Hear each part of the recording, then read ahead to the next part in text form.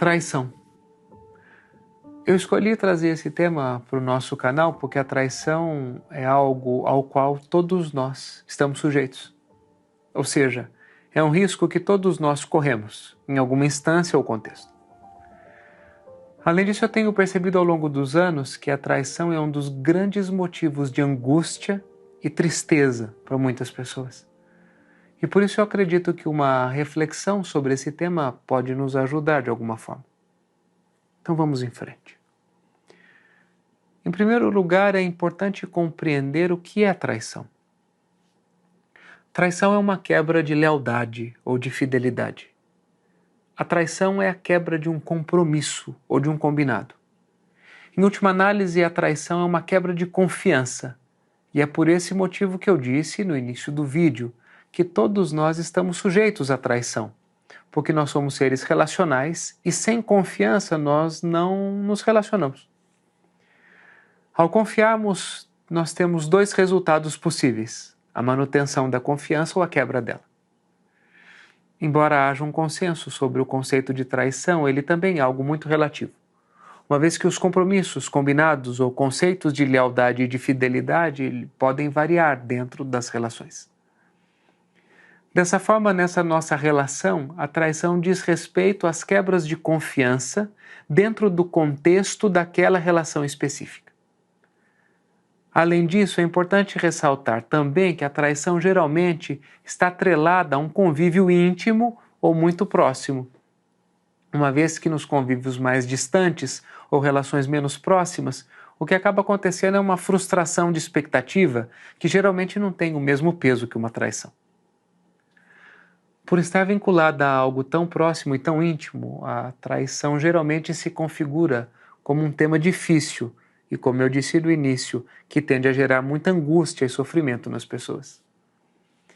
E por que a traição dói tanto? Traição geralmente dói tanto, especialmente pela sensação de perda. Perda da imagem que eu construí de mim, que eu construí do outro, perda da imagem da relação que eu criei. E é por esse motivo que em episódios de traição é muito comum nós escutarmos coisas do tipo: eu nunca imaginei que isso pudesse acontecer. Eu colocava minha mão no fogo por essa pessoa. Como é que nós pudemos chegar nessa situação? A traição pesa e dói porque ela nos convida, na maioria das vezes, a admitir que nós não somos o marido perfeito, a esposa perfeita, o sócio perfeito, o amigo perfeito, os pais perfeitos, os irmãos perfeitos, que nós imaginamos e que o outro também não é. Eu falo aqui sob estes dois prismas porque o objetivo dessa reflexão é olhar tanto para quem trai quanto para quem é traído. Em segundo lugar, eu penso que é fundamental a clareza a respeito da atribuição de responsabilidade. Eu digo isso porque muitas vezes esse é um assunto turvo que tende a levar as pessoas a uma distorção e, consequentemente, a um lugar de sofrimento e culpa muito grande, por um lado, quando nós falamos sobre quem foi traído, ou a um movimento de isenção de responsabilidade quando nós falamos de quem traiu. Eu explico. A responsabilidade pela traição é exclusiva de quem trai, e esse é um ponto muito importante de estabelecermos. Se nós não fizermos isso, nós corremos o risco de cair numa armadilha da distorção que eu mencionei. Geralmente, quando nós explicamos esse ponto para as pessoas, é comum nós escutarmos algumas falas do tipo: ué, mas os dois não são responsáveis pelo relacionamento? Sim, os dois são responsáveis pelo relacionamento, mas isso não tem absolutamente nada a ver com a responsabilidade da traição. Ah, mas fulano traiu a esposa porque ela era muito ausente ou porque ela tratava muito mal. A esposa é 100% responsável pelo seu comportamento, pela sua ausência ou pela forma como ela trata o outro. Mas ela é 0% responsável pelo ato de trair, uma vez que não foi ela quem traiu. Ah, não, o sócio traiu porque ele não estava presente no negócio. A responsabilidade da ausência é 100% do sócio ausente. A responsabilidade da traição é 100% do sócio que trai. Isso acontece porque a traição não é algo compulsório ou a única saída provável. Eu fico muito magoado com a sua ausência e com a forma como você me trata, por isso não faz mais sentido nós continuarmos juntos. Ou o que é que nós podemos fazer para mudar essa situação? Percebe a diferença? Dizer que quem foi traído tem responsabilidade na traição seria o mesmo que dizer que quem sofreu um abuso tem responsabilidade porque estava usando uma roupa curta. Ou porque quem foi roubado tem responsabilidade porque estava andando na rua à noite. Uma coisa não tem absolutamente nada a ver com a outra, em termos de responsabilidade. Elas são distorções. Nós somos 100% responsáveis em confiar nos outros. Nós somos 100% responsáveis pela idealização que nós fazemos dos outros. Mas se nós não traímos, nós não temos responsabilidade pela traição. Quem precisa assumir a responsabilidade pela traição é quem traiu. Inclusive porque essa é, no meu ponto de vista, a única forma de aprendizado e de transformação desse comportamento, caso a pessoa deseje transformar. Eu te traí porque você não me dá a atenção que eu mereço.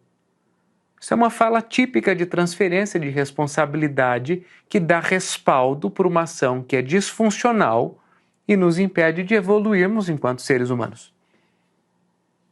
Assumir a responsabilidade é fundamental, porque a traição não é algo espontâneo ou acidental, como, por exemplo, esbarrar em alguém.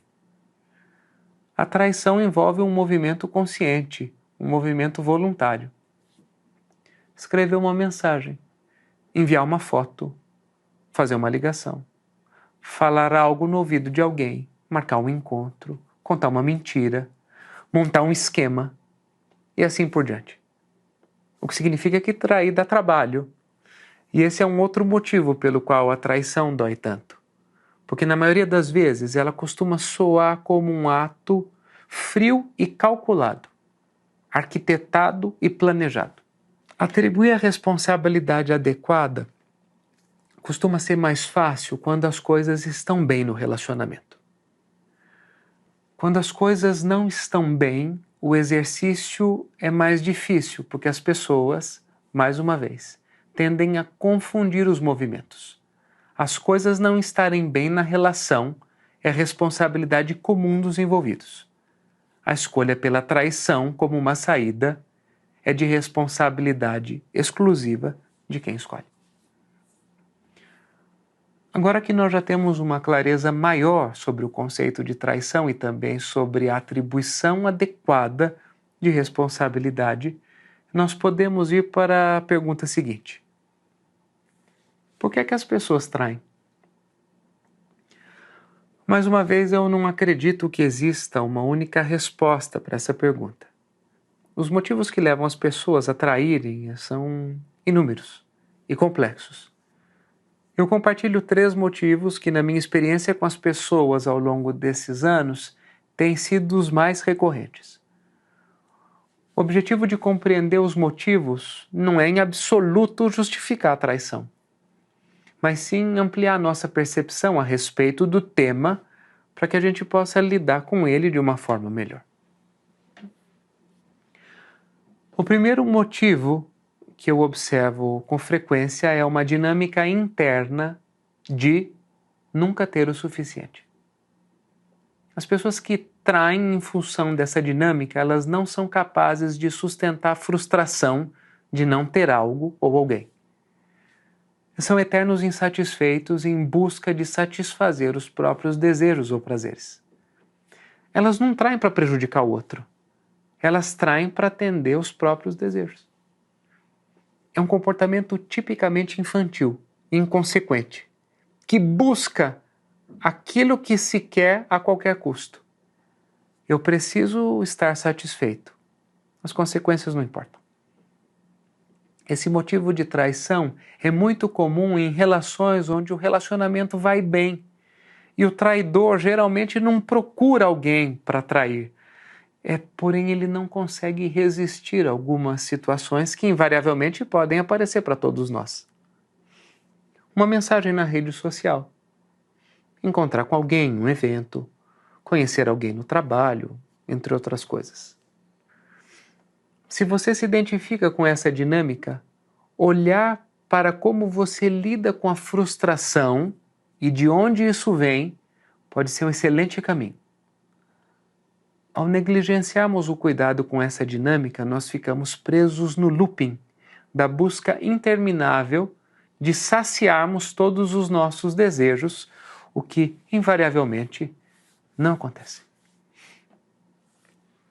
O segundo motivo que eu tenho observado com frequência está completamente ligado à questão da autoestima. Baixa autoestima, necessidade exacerbada de ser amado, necessidade de se afirmar e necessidade de se sentir potente são exemplos típicos desse segundo motivo. Como eu me sinto incapaz, eu uso da traição como uma ferramenta para sentir que eu tenho capacidade. Como eu não me reconheço como alguém de valor, eu uso da traição para me encontrar com alguém que me diga que eu sou bonito e jovem. Como eu não me sinto amado e desejado, eu procuro alguém fora da minha relação para preencher esse vazio, que no final das contas eu vou perceber que não pode ser preenchido por outras pessoas. Se você se identifica com essas questões, o autoconhecimento talvez te ajude a compreender de onde isso vem. Como eu recebi o amor quando eu era criança? Como eu me vejo? Eu sou capaz de validar as minhas qualidades? Eu tenho consciência das minhas sombras? Fortalecer a nossa autoestima nos ajuda muito no processo de evitarmos a busca disfuncional e distorcida do amor e da validação em situações que trazem prejuízos significativos a nós e às pessoas que nós amamos. O terceiro motivo que eu também tenho observado ao longo desses anos é a insatisfação com a relação atual e o medo da tomada de decisão. A pessoa que trai por esse motivo, ela está insatisfeita com a relação atual, seja um relacionamento íntimo ou uma sociedade, por exemplo, e não tem força, ou não tem coragem ou maturidade suficiente para tomar a decisão de encerrar. Como ela não consegue terminar, ela usa a traição basicamente para duas coisas, como válvula de escape ou como porta de saída. A válvula de escape é uma ferramenta usada por quem trai para aliviar a insatisfação que essa pessoa vivencia diariamente na relação. O prazer vivido na traição alivia a tensão vivida na relação e atua quase como um peso para equilibrar essa balança. A porta de saída é uma ferramenta usada por quem trai para finalizar a relação, como a pessoa não suporta decidir pela separação, como a própria força, ela usa da traição como mecanismo para colocar o outro em uma situação de cheque, para que a decisão aconteça. Além disso, também é muito comum nesses casos usar o estímulo da paixão por outra pessoa e também a companhia dessa outra pessoa como ponto de segurança para o término. Agora eu tenho outra pessoa garantida, então eu posso terminar. E aí eu não fico sozinho. Se você se identifica com essas questões, construir uma comunicação madura e autorresponsabilidade para ter conversas difíceis talvez possa te ajudar muito. Ao observarmos esses motivos, nós podemos chegar à conclusão de que a traição é sempre uma questão pessoal. Eu não consigo dizer não para o prazer, eu tenho uma questão de baixa autoestima, eu não consigo ter uma conversa difícil para terminar ou para transformar as coisas. Embora o parceiro, o sócio, o cônjuge, os irmãos, os pais, os filhos ou qualquer outra pessoa envolvida sofram diretamente as consequências de uma traição, a traição, em última instância, não é sobre essas pessoas, mas sim sobre quem trai. A pessoa que trai usa a traição como uma ferramenta para amenizar um sofrimento ou para resolver uma questão. Por fim, nós percebemos que, na maioria dos casos, a traição reflete uma falta de amadurecimento. A pessoa madura e consciente pode ser honesta e se posicionar de forma clara e transparente. Agora que nós já temos uma visão mais clara a respeito de alguns dos principais motivos que levam as pessoas à traição, nós podemos dar mais um passo. Como lidar com a traição? Se você foi o responsável pela traição, é muito importante permitir-se sentir a dor em função do que está acontecendo. Quem trai também sofre. Sentir e expressar o que nós estamos sentindo é muito importante. Feito isso, procure compreender quais são os motivos que te levaram a fazer essa escolha. Compreender os motivos e escolher agir diferente é o que de fato traz transformação nesses casos. É muito comum a pessoa que trai vivenciar um profundo arrependimento quando isso acontece. Esse arrependimento é importante, porém ele não é suficiente, porque geralmente sozinho ele não sustenta uma mudança. Fazer um caminho pessoal de autoconhecimento, assumindo a responsabilidade pela transformação, isso sim sustenta uma mudança. E se você sentir que você precisa de ajuda nesse processo, busque ajuda. Procure quais são os recursos necessários para fazer a transformação que você quer na sua vida. Sem consciência e aprendizado, nós nos tornamos reféns dos comportamentos que nos limitam e tendem a ser repetitivos.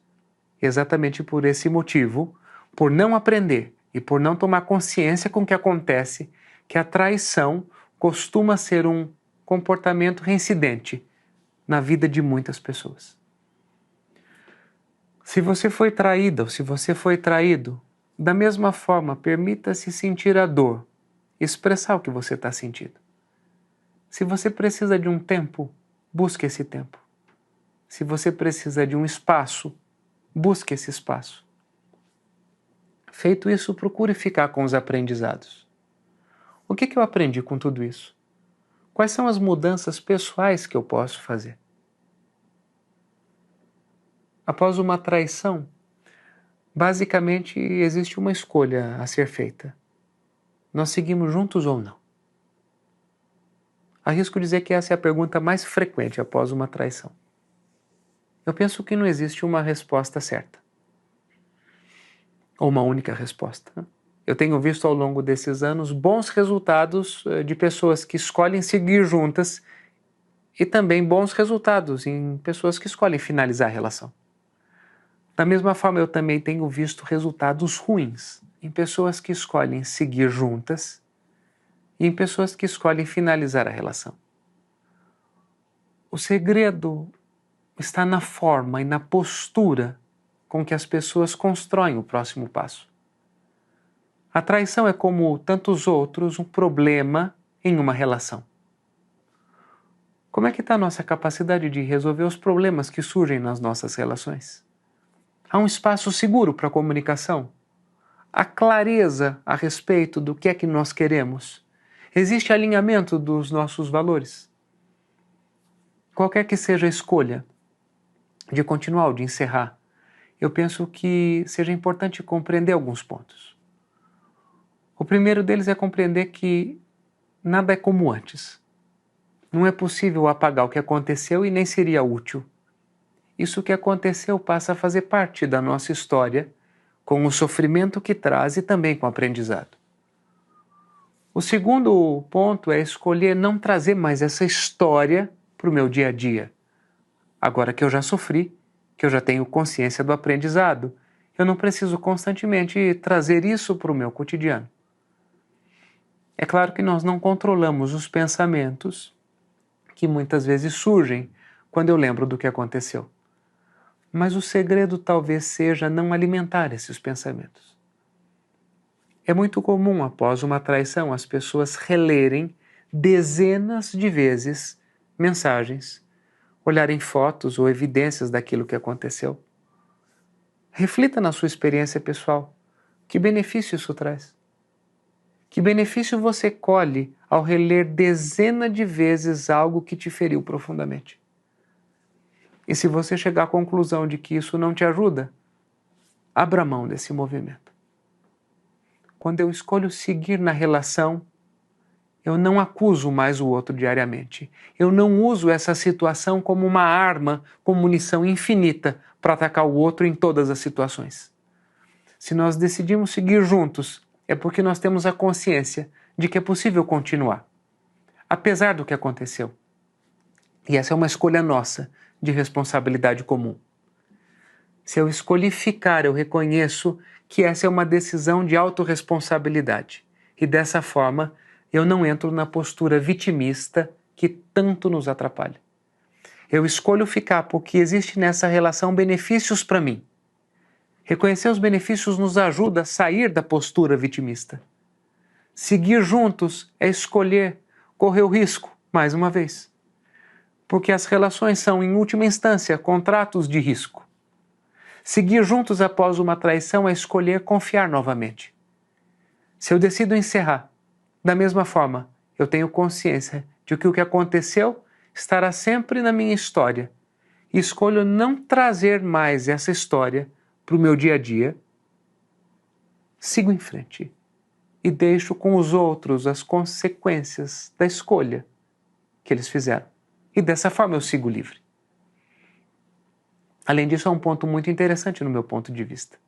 Decidir seguir, da mesma forma que decidir ficar, é escolher correr o risco, mais uma vez, agora com outra pessoa. Decidir seguir também é escolher confiar novamente. Eu digo isso porque eu tenho visto muitas pessoas que após uma traição se fecham completamente para o movimento de confiar. Decidir seguir é escolher confiar novamente, agora em outra pessoa, em um novo contexto. Eu espero que esse conteúdo tenha contribuído de alguma forma. Vamos em frente.